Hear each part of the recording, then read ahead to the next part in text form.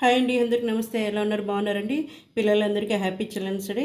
నేను మునక్కాయ రసం చేస్తున్నాను. ఒక కప్పు మునక్కాయలు తీసేసుకున్నాను. దీంట్లో వేసుకొని ఈ కందిబేడలు నానబెట్టి తీసేసుకున్నాను. ఒక 10 నిమిషాలు నానబెట్టి వేసుకోవాలి. ఇది కూడా దీంట్లో వేసుకుందాం.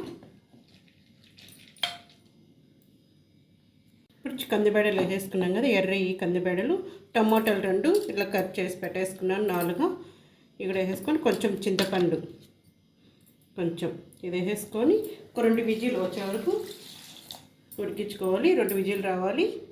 2 విజిల్ రావాలండి ఇది. ఇప్పుడు వచ్చి మిరియాల పొడి చేసి పెట్టుకున్నాను. మిరియాల పొడి 1 స్పూన్ మిరియాల పొడి వేసుకుంటున్నాను. 1 స్పూన్ మిరియాల పొడి, జీలకర్ర పొడి 1 స్పూను, ఇది కూడా పొడి చేసి పెట్టుకున్నాను అనమాట నేను. జీలకర్ర ఇది కూడా వేసేసుకొని ఇది దంచేసేసుకోవాలి మనము.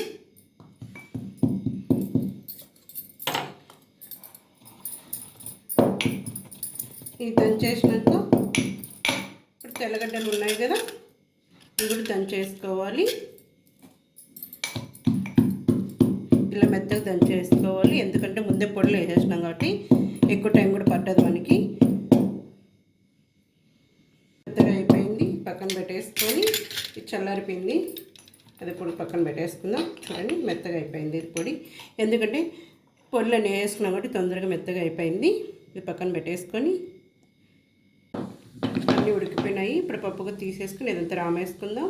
సరే కదా, ఒక గ్లాస్తో నీళ్ళు వేసుకొని ఎంత ఉడికిపోయింది మొత్తం ఇట్లా రామేసుకోవాలి. మునక్కాయ కూడా ఉడికిపోయింది.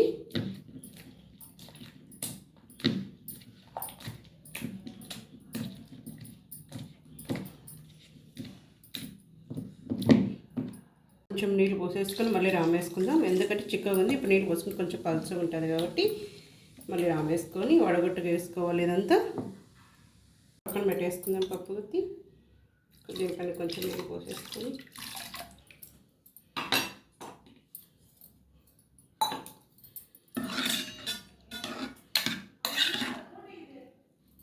ఇదంతా వేసేసుకోవాలి. ఇది ఉంది కదా, ఇది వడగట్టేసుకుందాం మనం.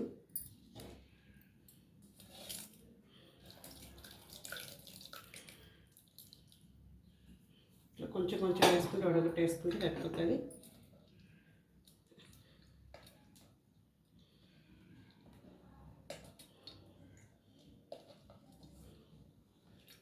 చూసారు కదా, ఆ నీళ్ళన్నీ పై కిందికి వస్తున్నాయి.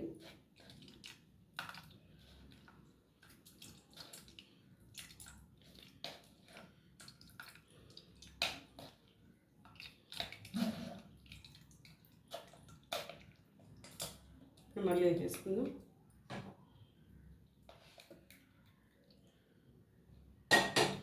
ఈ కందిబేడలు కూడా ఎందుకు వేసానంటే, ఈ మునక్కాయ వేస్తే పలుచగా ఉంటుంది, అందుకు కందిబేడలు వేస్తే కొంచెం చిక్కగా ఉంటుంది, బాగా రుచిగా కూడా ఉంటుంది. అందుకని కందిబేడలు వేస్తాను. కందిబేడలు లేకపోయినా శనగబేడ, ఇది పెసరబేడలనే వేసుకోవచ్చు, మన ఇష్టం. సారీ, శనగబేడలు అంటున్నాను. పెసరబేడలు, కందిబేడలు రెండిట్లో ఏది ఉంటే అది వేసుకోవచ్చు, మన ఇష్టం అది.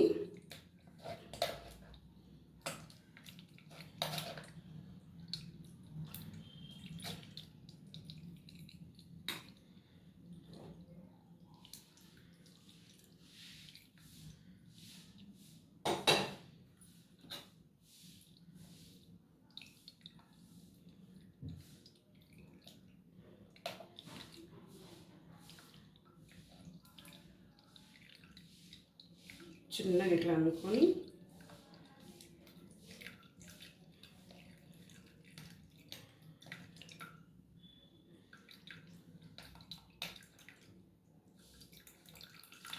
ఎంత ఫ్లడ్ చేసి నీళ్ళని కిందికి పోతాయి.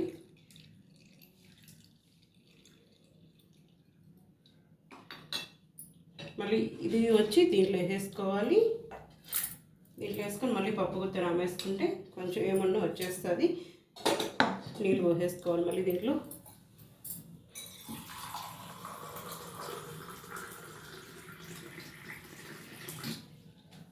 గ్లాస్ నీళ్ళు పోసేసుకుంటున్నాను.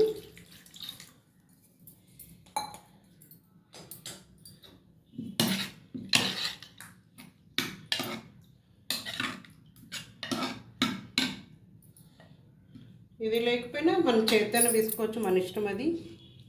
చూసారా, చేతి ఇట్లా వేసుకేస్తే అంత మొత్తం వచ్చేస్తుంది.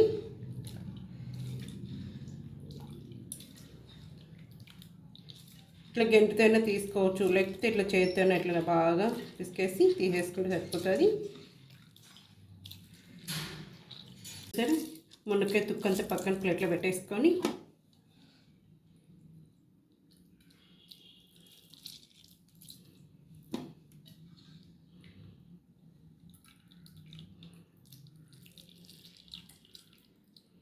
మొత్తం తీసేసాను. మళ్ళీ ఎందుకైనా మంచిది వడగొట్టుకుంటే సరిపోతుంది.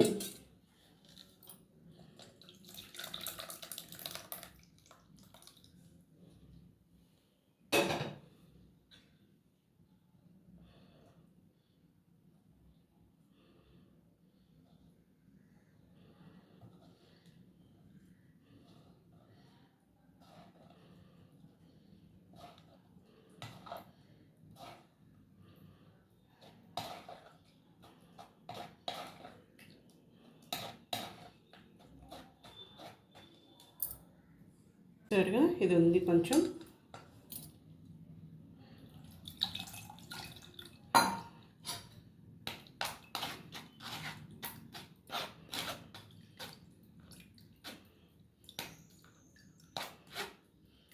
పక్కన పెట్టేసుకున్నాను.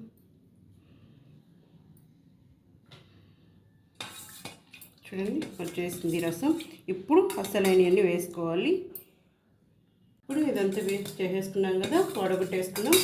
ఇప్పుడు మీకు చూపించాను కదా, 1 స్పూన్ అది మిరియాల పొడి, 1 స్పూను జీలకర్ర ఇప్పుడు దీంట్లో వేసుకోవాలి. దాన్ని చేసేసుకున్నాం కదా.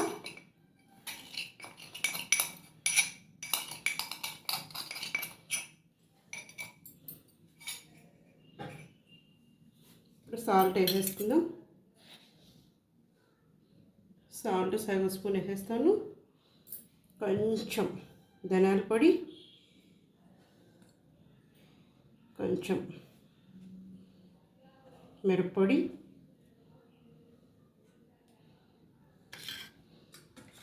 కలిపేసుకొని తర్వాత పెట్టేసుకోవాలి ఈ రసం.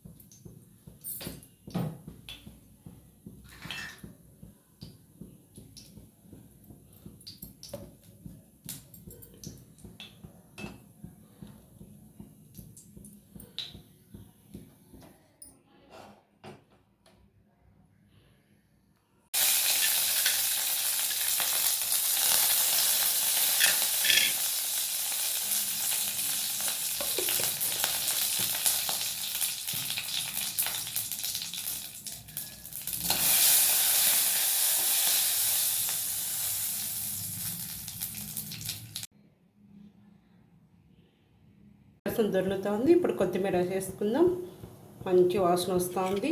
ఎలా ఉంది మునక్కాయ రసం? బాగుందా? కొత్తగా సబ్స్క్రైబ్ చేసుకోండి. అందరూ లైక్ చేయండి, మర్చిపోకుండా లైక్ చేయండి. అయిపోయింది, అన్నంలో వేసుకొని తినడమే మునక్కాయల రసం. బాయ్ అండి, నెక్స్ట్ వీడియోలో కలుద్దాం. బాయ్. ఆఫ్ చేసేసుకుంటున్నాను.